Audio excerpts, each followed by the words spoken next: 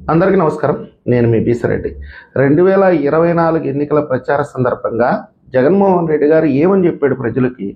పొరపాటుగా మీరు చంద్రబాబు నాయుడు గారికి ఓటేస్తే సంక్షేమాలు మొత్తం ఆగిపోతాయి, అమ్మ ఒడి ఆగిపోద్ది, మీ పింఛన్లు ఇంటికి రావు, రేషన్ ఆగిపోద్ది, వాలంటీర్ వ్యవస్థని రద్దు చేసేస్తాడు, మొత్తం నిధులన్నింటినీ కూడా అమరావతి మీద వెచ్చిస్తాడు. ఇదే కదా జగన్మోహన్ రెడ్డి గారు చెప్పింది.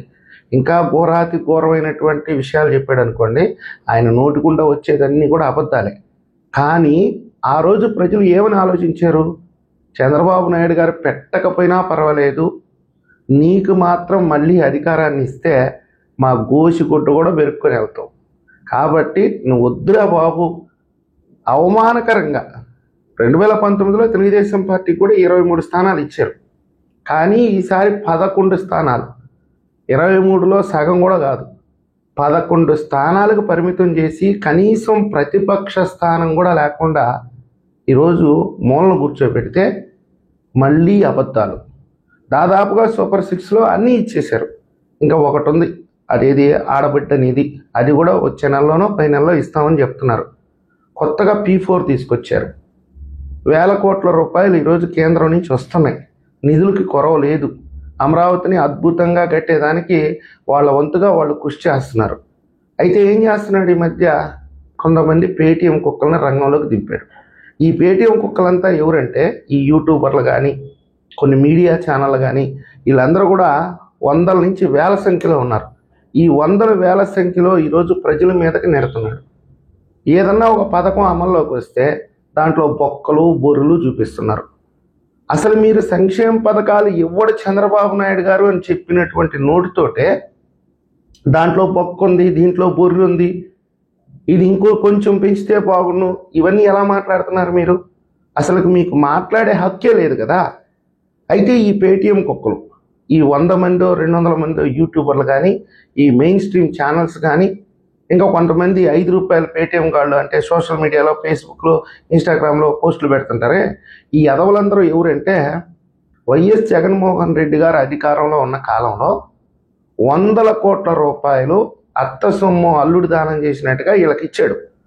ఒకటి పేరు మీద డిజిటల్ కార్పొరేషన్ ద్వారా ఒకటి పేరు మీద ₹1 ఇవ్వడం, ఆ ₹1 10 మందికి 10 లక్షల లెక్కన పంచటం యూట్యూబర్లకి. ఎందుకు పనికిరాని దద్దమ్మలు వీళ్ళు. ఒక్కొక్కరికి నెలకు 10 లక్షల నుంచి 25 లక్షల వరకు పంచిపెట్టాడు. ఎందుకని?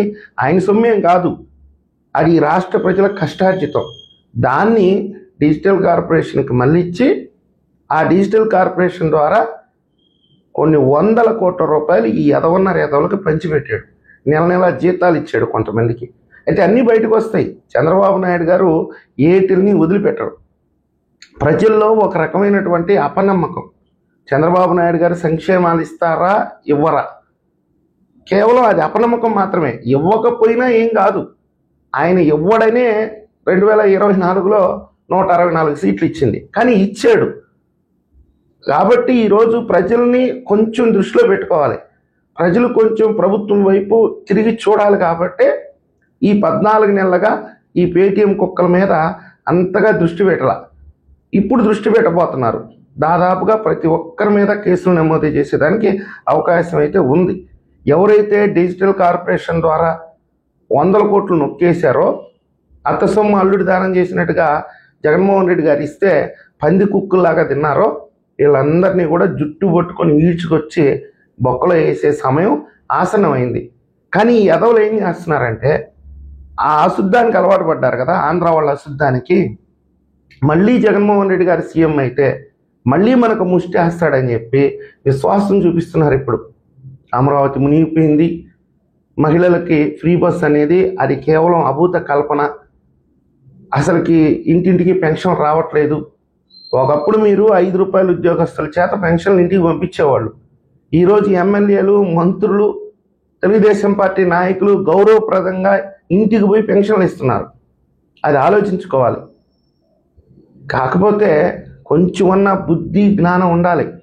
మీరు 2024లో ఏం చెప్పారు, ప్రజలు ఏ విధమైనటువంటి తీర్పు ఇచ్చారు, దాన్ని ఒక్కసారి పరిశీలన చేసుకొని రాజకీయంగా బతికి బట్టకట్టాలంటే వేరే మార్గం ఎంచుకోవాలి. కానీ అవకాశం లేని చోట, అసలు మీకు విమర్శించడానికి అవకాశం లేదు, అలాంటి చోట వచ్చి ఇలాంటి తప్పుడు ప్రచారాలు ఎందుకు చేస్తున్నారో ఎవరికీ అర్థం కావట్లా. ఇకనైనా మారేయడానికి కొంచెం ప్రయత్నించండి.